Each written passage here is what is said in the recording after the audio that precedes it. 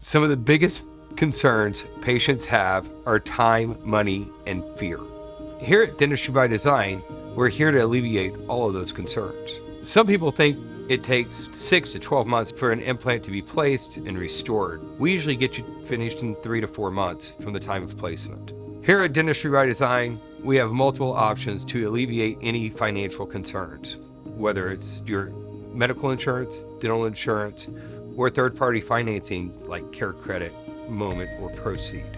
We're here to take care of you and your dental needs. I understand people are very fearful of having a dental implant placed. We place the implant.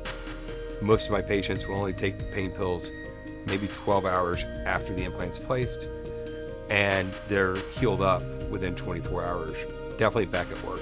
At Dentistry by Design, we understand anxiety is a big concern. My dad for years has said we cater to cowards.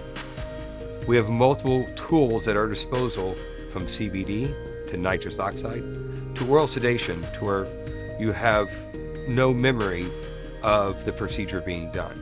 If you have any questions, please give us a call at Dentistry by Design for a free consult so that we may restore your smile.